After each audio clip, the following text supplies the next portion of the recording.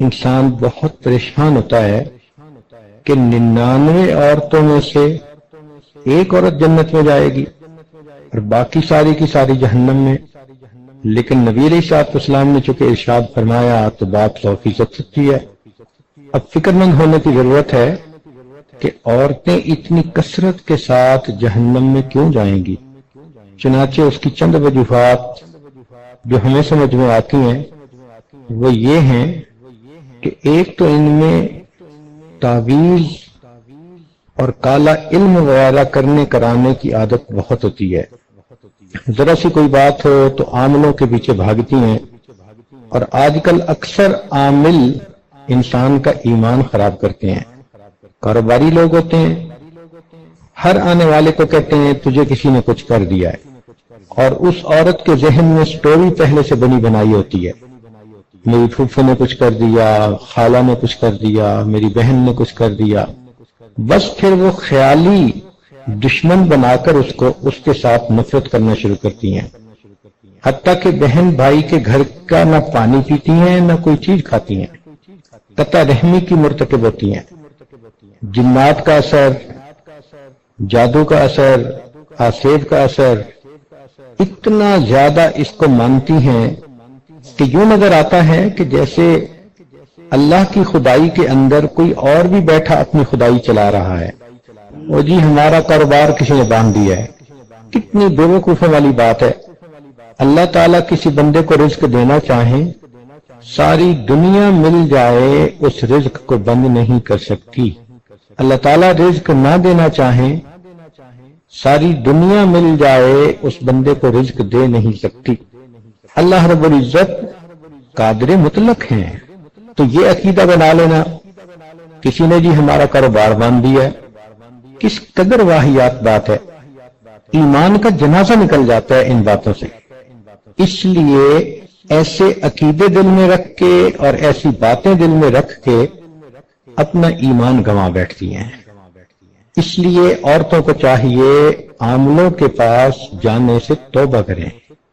جتنی مرضی پریشان ہو یہی سوچا کریں کہ یا تو یہ میرے عملوں کا نتیجہ ہے یا میرے رب کی طرف سے امتحان ہے. بس ان دونوں صورتوں میں مجھے توبہ استغفار کرنا ہے.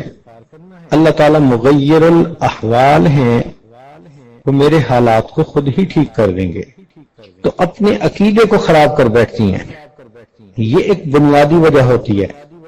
اور پھر اس کی وجہ سے پتہ تو ہوتا نہیں کہ کس نے کیا کیا، لہذا قریبی رشتہ داروں کے بارے میں دل میں کینہ رکھتی ہیں کہ فلاں نے کچھ کر دیا ہوگا، اور یوں قطع رحمی کی مرتکب ہوتی ہیں.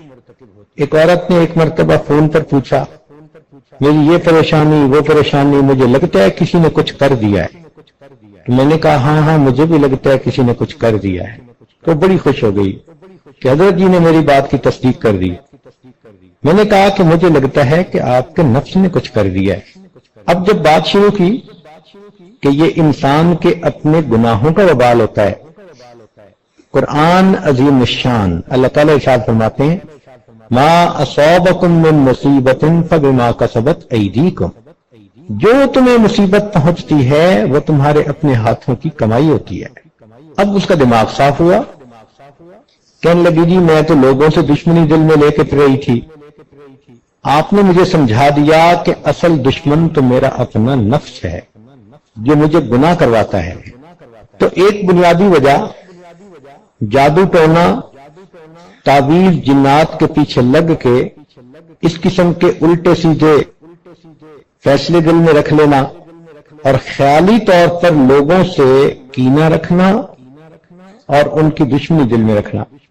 ایک وجہ یہ بھی ہے کہ حالات سے پریشان ہو کے مزارات پہ جاتی ہیں اور وہاں جا کر بہت شرکیہ عمل کرتی ہیں. یہ چیز بھی عورتوں کے جہنم میں جانے کا سبب بنتی ہے. نبی علیہ الصلوۃ والسلام سے پوچھا گیا کہ عورتیں اتنی جہنم میں کیوں جائیں گی. نبی علیہ الصلوۃ والسلام نے دو باتیں بتائیں. فرمایا ایک تو لعنت ملامت بہت کرتی ہیں، اور واقعی چھوٹی چھوٹی بات پہ کوئی نہ کوئی عیب جوئی کر لیتی ہیں. اور رہ گئی بات خامد کی، وہ تو جتنا اچھا ان کے ساتھ رہنے کی کوشش کرے، بس ایک دفعہ تھوڑی اونچ نیچ ہو جائے اس کے سب کیے کرائے پہ پانی پھیر دیتی ہیں۔ میں نے تو آپ کے گھر میں آ کے کبھی کچھ خیر دیکھی ہی نہیں، آپ نے تو مجھے ساری زندگی ستا کے رکھا، وہ محبت کے لمحات، وہ خوشیوں کے لمحات، وہ سب بھول جاتی ہیں، پانی پھیر دیتی ہیں۔ یہ جو ہے نا خاوند کی ناشکری، یہ تو بہت عورتوں میں ہوتی ہے۔ بھائی جتنی غلطی ہو اتنا ہی کسی کو برا سمجھنا چاہیے، ایک غلطی پر اس کے سب اچھائیوں کو تو برائیاں نہیں بنا دینا چاہیے۔ اور جب ان کو سمجھایا جائے تو آگے سے جواب، ہم نے تو جی ناز میں یہ بات کر دی تھی۔ بھئی کر تو دی تھی نا، زبان سے بات نکل تو گئی تھی، نامہ اعمال میں لکھی تو گئی تھی نا۔ اب فرشتوں نے یہ تھوڑا لکھنا ہے کہ اس نے ناز میں یہ بات کر دی۔ اور پھر کبھی کبھی پتہ کیا جواب دیتی ہیں، اور جی میں نے تو اوپر اوپر سے بات کی تھی۔ یہ اوپر اوپر کی بات ہمیں آج تک سمجھ میں نہیں آئی۔ بھئی جب آپ کی زبان سے الفاظ نکلے خاوند کی ناشکری کے، تو اوپر اوپر سے بات کا کیا مطلب؟ یہ سب شیطان کے بہکاوے ہیں۔ ایسی باتیں نہیں کرنی چاہیے جو انسان کے کیے ہوئے عملوں کو ضائع کر دے۔ یہ جو نعمت کی ناشکری ہوتی ہے، اس کی وجہ سے اللہ تعالیٰ بندے کو نعمتوں سے محروم فرما دیتے ہیں۔ اس لیے حدیث پاک میں عورت کو ناقصات العقل کہا گیا ہے کہ عورتیں عقل کی ناقص ہوتی ہیں۔ اب یہ جو عقل کی ناقص کہا گیا، اس کا کیا معنی؟ اس کا معنی یہ نہیں ہوتا کہ یہ بے وقوف ہوتی ہیں، عقلی اعتبار سے ان میں سمجھ نہیں ہوتی، نہ نہ نہ، عورتیں اتنی عقل مند اور سمجھدار ہوتی ہیں کہ اچھے بھلے بندے کی سٹی کو گم کر دیتی ہیں، ٹگنی کا ناچ نچا دیتی ہیں بندے کو۔ عام طور پر ہم نے دیکھا کہ بچیوں کے رزلٹ میں ان کے نمبر زیادہ ہوتے ہیں بنسبت بچوں کے، تو پھر ان کو کیوں ناقصات العقل کہا گیا؟ تو اس راز کو سمجھنے کی ضرورت ہے۔ ناقصات العقل اس لیے کہا گیا کہ ان کے جذبات ان کی عقل پر غالب آ جاتے ہیں، لہذا جس سے محبت کرتی ہیں اتنا چاہیں گی کہ جی کرے گا کہ ساری دنیا کے لوگ مر جائیں اور گلیوں میں بس یہ چلے، اور اگر کسی سے نفرت کریں گی ذرا سی بات پہ تو جی چاہے گا یہ زمین کے اوپر کیوں ہے، ابھی زمین کھل جائے اور یہ زمین کے نیچے چلا جائے۔ اس قدر ان نبی علیہ الصلوۃ والسلام نے ارشاد فرمایا، النظر سہم من سہام ابلیس، کہ نظر شیطان کے تیروں میں سے ایک تیر ہے، مسموم زہریلا تیر، من ترکہا مخافتی، جس نے میرے خوف سے اس بری نظر کو ترک کر دیا، ابدلتہ ایمانا، میں اس کو ایسا ایمان عطا کروں گا، یجد حلاوتہ فی قلبہ، کہ وہ اس کی حلاوت کو اپنے دل میں محسوس کرے گا۔ ملا علی قاری رحمۃ اللہ علیہ فرماتے ہیں، وقد واردہ، اور یہ لکھا گیا ہے، ان حلاوت الایمان، کہ حلاوت ایمان اذا دخلت قلبا، جب قلب میں داخل ہوتی ہے، لا تخرج منہ ابدا، پھر وہ قلب سے باہر نہیں نکلتی۔ تو آج اسی مجلس میں یہ نیت کر لیجئے کہ اے پروردگار عالم، آج کے بعد ہم کسی بھی غیر محرم مرد کی طرف کبھی بری نظر نہیں ڈالیں گے۔ اور کئی مرتبہ شیطان دھوکہ دیتے ہیں، آپ بری نظر سے تو نہیں، ویسے ہی دیکھ رہی ہیں۔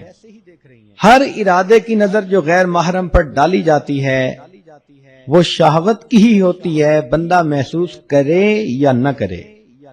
تو اس لیے یہ نیت کیجئے کہ آج کے بعد ہم نے غیر محرم کی طرف نظر اٹھانی ہی نہیں۔ اس عمل کی وجہ سے آخری وقت میں کلمہ نصیب ہوگا۔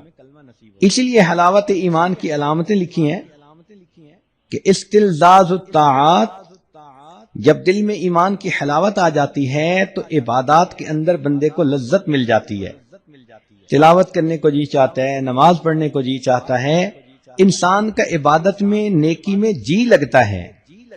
ایثارھا علی جمیع الشہوات، اور تمام قسم کی شہوات کو چھوڑ دینا بندے کو آسان نظر آتا ہے۔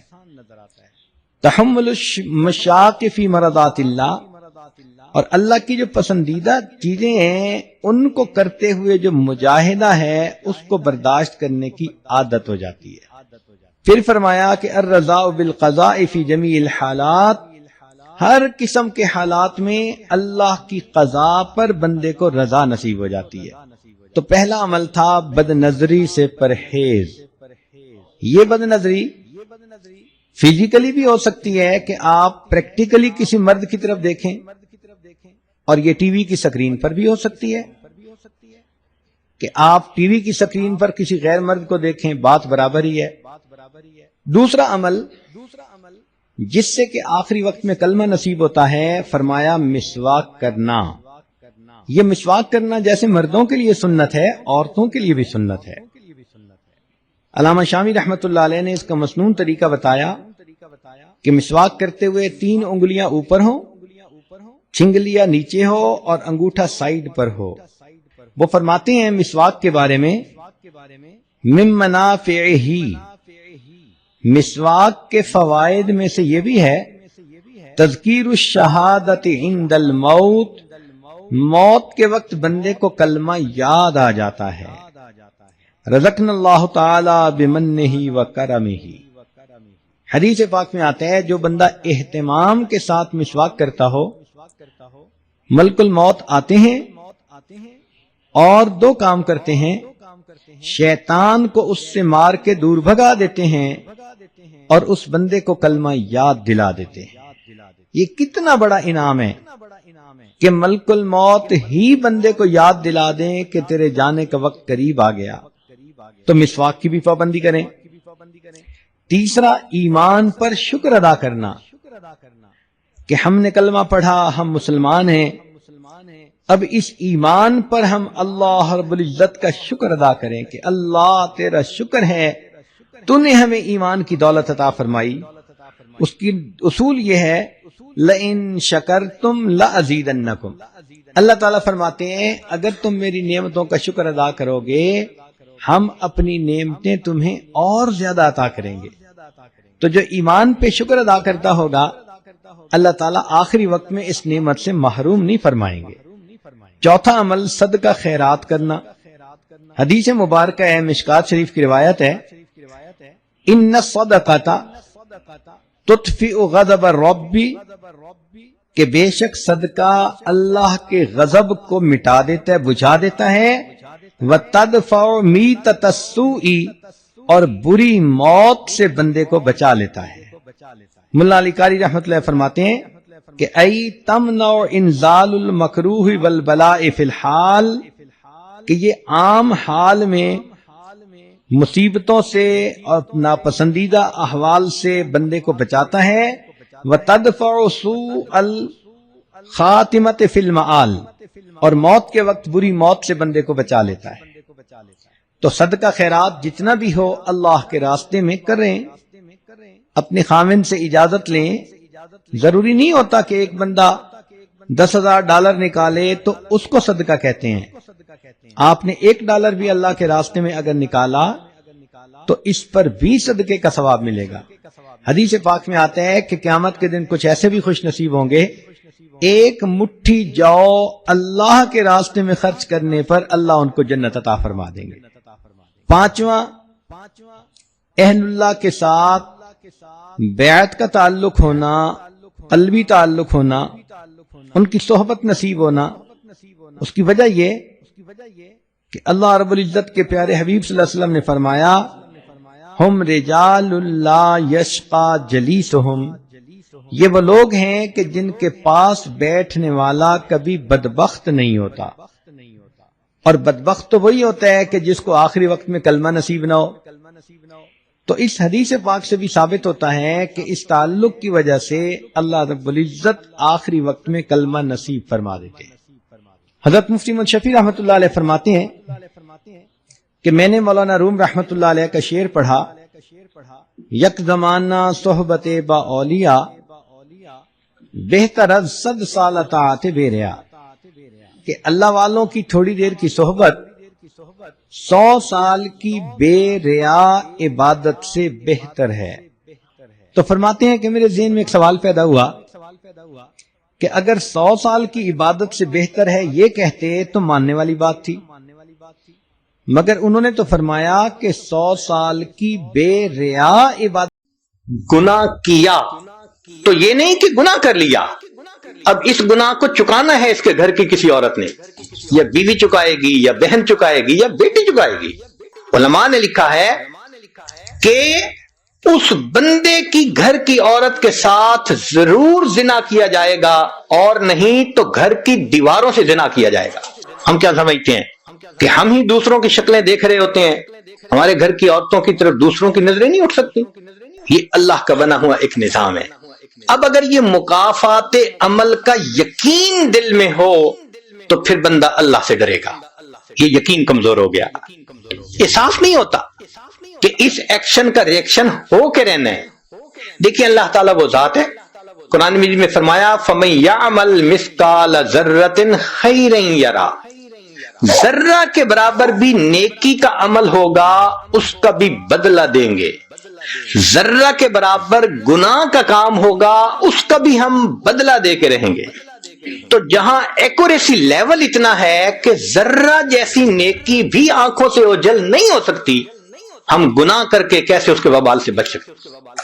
آج اس بات کی ضرورت ہے ہم دین کو پڑھیں، دین کو سمجھیں، دین کو سیکھیں تاکہ اپنی زندگی شریعت کے مطابق گزار سکیں. اور یہ ایسا گناہ ہے زنا، اللہ اکبر، کہ قرآن مجید میں اس کے لیے فرمایا خالدین یخلد فیہ مہانا، خالدین فیہا کا لفظ آیا. تو مفسرین نے اس پر نقطہ لکھا کہ کافر ہمیشہ ہمیشہ جہنم میں رہیں گے، مومن مسلمان خطا کار کے لیے خالدین کا لفظ. تو مفسرین نے اس کا جواب دیا جی ہاں، یہ آپس میں انوالو تھے نا، تو کہتے تھے ہم کبھی ایک دوسرے کو نہیں چھوڑیں گے، ہم کبھی نہیں چھوڑیں گے ایک دوسرے کو. یہ جو وعدے کرتے تھے ہم کبھی ایک دوسرے کو نہیں چھوڑیں گے، ہمیشہ ساتھ رہیں گے، اللہ فرماتے ہیں میں بھی تمہیں پھر ہمیشہ ہمیشہ کا عذاب دوں گا. ایک حدیث پاک میں ہے قیامت کے دن اللہ تعالیٰ کے سامنے بوڑھا زانی آئے گا، اللہ تعالیٰ اس کے چہرے کی طرف نہیں دیکھیں گے. ایک روایت میں ہے قیامت کے دن بے پردہ جو ننگے سر پھرنے والی عورت ہوگی وہ اللہ کے سامنے کھڑی کی جائے گی، اللہ تعالیٰ اس کی طرف نہیں دیکھیں گے. یہ وہ گناہ ہے کہ اللہ تعالیٰ کی رحمت کی نظر ہی قیامت کے دن نہیں پڑے گی. آج اس سے بچنے کی ضرورت ہے. چنانچہ بات لمبی ہو گئی، میں اس کو مکمل کرتا ہوں کہ اللہ رب العزت سے ہم دعا مانگیں کہ اللہ تعالیٰ ہمیں مقصد زندگی کو سمجھنے کی توفیق عطا فرمائے. اب ساری بات کا لب لباب ایک بزرگ کی بات بہت اچھی یاد کیجئے، فرماتے تھے کہ اے دوست تو اللہ کی اتنی عبادت کر جتنا کہ تو اس کا محتاج ہے. ہم اللہ کے کتنے محتاج ہیں؟ ہر کام میں محتاج ہیں. تو فرماتے تھے کہ تم اللہ کی اتنی عبادت کرو کہ جتنا تم اس کے محتاج ہو، اور دوسری بات کہی اتنا گناہ کرو جتنا عذاب سہنے کی تم میں طاقت ہے. ہم تو دھوپ کی گرمی برداشت نہیں کر سکتے، اللہ تیرے جہنم کی گرمی کہاں برداشت کر سکے. تو گناہ کی سزا 3 طریقے سے ملتی ہے. پہلا طریقہ اس کو نکیر کہتے ہیں. جہاں گناہ کیا کوئی نہ کوئی مسئلہ بن گیا. چنانچہ کتنے دوست آ کے خود بتاتے ہیں، کہتے ہیں حضرت ہم اس فیز میں سے خود گزرے، جہاں کہیں کوئی ہم نے الٹا کام کیا 24 گھنٹے کے اندر ہمیں کوئی خبر مل جاتی، ہمارا بھی کام الٹا ہو جاتا. اس کو نکیر کہتے ہیں. فضیل بن عیاض رحمۃ اللہ علیہ فرماتے ہیں کہ میں نے جب بھی اللہ تعالیٰ کی نافرمانی کی، میں نے جب بھی اللہ تعالیٰ کی نافرمانی کی، میں نے اس نافرمانی کا اثر اپنی بیوی میں، اپنی اولاد میں، اپنے خادموں میں یا اپنے سواری کے جانور میں کہیں نہ کہیں ضرور دیکھا. میں نے اللہ کی نافرمانی کی، میرے جتنے ماتحت تھے اس میں سے کسی نہ کسی نے میری نافرمانی. تو ہم غور کریں، اگر آج بیوی ہماری بات نہیں سنتی تو کہیں اللہ تعالیٰ کی نافرمانی کا یہ نقد سزا تو نہیں ہے؟ آج اولاد جو نافرمان بن گئی، کہیں اللہ تعالیٰ کی نافرمانی کی نقد سزا تو نہیں ہے؟ کام کرنے والے کاروبار میں جو دھوکے دے جاتے ہیں، کہیں یہ نقد سزا تو نہیں ہے؟ تو اس کو نکیر کہتے ہیں کہ گناہ کیا اور اس گناہ کی فوراً سزا ملی، غلطی کی تھپڑ لگ گیا تو پھر سنبھل گیا کہ اچھا اب نہیں کرنا۔ یہ اللہ تعالیٰ کی رحمت ہوتی ہے۔ غلطی پر جب ماں تھپڑ لگا دیتی ہے نا تو ماں کی شفقت ہوتی ہے، سمجھانا ہوتا ہے خبردار آئندہ نہ کرنا۔ تو جب اس طرح ہو نا نکیر والا معاملہ، تو اس کا مطلب کہ اللہ تعالیٰ اس بندے کو الٹا کام نہیں کرنا دینا چاہتے، اس کو سیدھا رکھنا چاہتے ہیں۔ تو اللہ تعالیٰ کی نظر عنایت ہوتی ہے۔ تو ایسا کوئی واقعہ پیش آ کے تو پھر اس بندے کو اللہ تعالیٰ اپنی طرف متوجہ کر لیتے ہیں۔ یہ جو اس قسم کی مشکلات آتی ہیں نا، یہ کئی مرتبہ اس لیے آتی ہیں کہ بندے کی آنکھیں کھل جائیں۔ ایک اصول یاد رکھیں، خوشیاں سلاتی ہیں اور غم جگاتے ہیں۔ خوشیاں سلاتی ہیں اور غم جگاتے ہیں۔ جب غم آتا ہے نا تو پھر بندے کو خدا یاد آتا ہے۔ جو پہلے فرض نماز بھی نہیں پڑھتا تھا، اب وہ فرض پڑھنے کے بعد اشراق بھی پڑھ رہا، خوابین بھی پڑھ رہا۔ جس کو ایک صفحہ قرآن مجید کا تلاوت کی توفیق نہیں تھی، وہ آج بیٹھا ہوا سورہ یاسین بھی پڑھ رہا ہے، سورہ ملک بھی پڑھ رہا ہے، تغابن بھی پڑھ رہا ہے۔ لگتا ہے پورا قرآن پڑھ کے اٹھے گا۔ پوچھے کیا بنا؟ یار ایک پریشانی ہے، بس دعا کرو اللہ دور کر دے۔ تو پریشانی کئی مرتبہ بندے کی یاد دہانی کا سبب بن جاتی ہے۔ وہ پھر اللہ کے گھر آتا ہے، ریئلائز کرتا ہے، معافیاں مانگتا ہے، اللہ تعالیٰ اس پریشانی کو دور فرما دے۔ تو یہ بھی رحمت بن جاتی ہے۔ ایک اور صورت ہے پریشانی کی، اس کو کہتے ہیں تاخیر۔ تاخیر کا مطلب ہوتا ہے ڈیلے کر دینا۔ یہ پہلے سے بڑی سزا، وہ جو نقد تھپڑ لگتا تھا نا، یہ اس سے بڑی سزا کہ اللہ تعالیٰ اس کو فوراً تھپڑ نہیں لگاتے، موقع دے دیتے ہیں، ڈھیل دے دیتے ہیں۔ اچھا تم کرتے ہو، کرتے پھرو، ہم بھی تمہارا بندوبست کریں گے۔ تو اللہ تعالیٰ اس کو موقع دیتے ہیں، پھر وہ بندہ زیادہ برائیوں میں دب جاتا ہے، گھس جاتا ہے۔ جب زیادہ برائیوں میں دھس جاتا ہے پھر اللہ تعالیٰ کی اچانک پکڑ آ جاتی ہے، اور یہ پہلے سے بڑی سزا، بہت بڑی سزا۔ چنانچہ ایک عورت کا واقعہ، ان پڑھ تھی مگر زبان کی ذرا تیز بھی تھی، اللہ نے اسے بیٹا دیا۔ ایک دن کسی کام میں مشغول تھی اور وہ بیٹا پیچھے پیچھے پیچھے پیچھے، کچھ بچوں کو نا گودوں کا چسکا ہوتا ہے، ہر وقت کی گود میں رہتے ہیں۔ یہ چاہتی تھی میں کام سمیٹوں اور بچہ چاہتا تھا کہ مجھے یہ گود میں لے لے۔ تو اس نے اس کو دکھایا، فیڈر بنا کے دیا اور اس کو کہا کہ خبردار جو اب اٹھ کے میرے پیچھے آیا۔ فیڈر دودھ پی اور یہیں لیٹا ہے۔ وہ بچہ تھا، اس نے تھوڑی دیر دودھ پیا، جب بھوک ختم ہو گئی وہ اٹھا، پھر ماں کے پیچھے امی امی امی۔ اب یہ غصے میں آ گئی، اور جب غصے میں بندہ آ جاتا ہے نا اس کو سمجھ نہیں آتی کہ وہ کر کے آ رہا ہے۔ غصے میں آ کے کہنے لگی پھر اٹھ کے میرے پیچھے آ گیا، اور پھر اس کے بعد اس کو بد دعا دے دی۔ بد دعا کیا دی؟ کہنے لگی تو سویا سو ہی جاتا تو اچھا تھا، تو سویا سو ہی جاتا تو اچھا تھا۔ اللہ تعالیٰ نے بد دعا قبول کر، مگر بچے کو اس وقت موت نہیں آئی۔ وہ بچہ بڑا ہوا، بڑا خوبصورت، بڑی میگنیٹک پرسنالٹی اس کی، بڑا آئی کیو لیول اچھا اس کا، سکول میں فرسٹ آتا رہا، کالج میں فرسٹ آتا رہا، پھر بزنس مین بن گیا۔ اس کا بزنس ایسے چمکا اور وہ اتنے اچھے اخلاق والا بچہ کہ محلے کے لوگ جب اسے دیکھتے تو تمنا کرتے کہ اللہ ہماری اولاد کو بھی ایسا بنا دے۔ گھر میں مائیں اپنے بچوں کو مثال دیتی کہ بچوں تم بھی اس جیسا بننا۔ بڑا بوم کرنے لگا اس کا بزنس۔ خیر جب خوب بہاریں آ گئیں، اب ماں نے اس کی شادی کے لیے تیاری کی۔ ایک حور پری لڑکی ڈھونڈی اس نے کہیں سے، شادی کی ڈیٹ طے ہو گئی۔ جب شادی میں 3 دن تھے تو یہ نوجوان گھر کا کچھ کام کروا رہا تھا، اچانک جو کسی جگہ سے اس کا پاؤں پھسلا، یہ گردن کے بل گرا اور وہیں اس کی موت آ گئی۔ اب ماں اتنا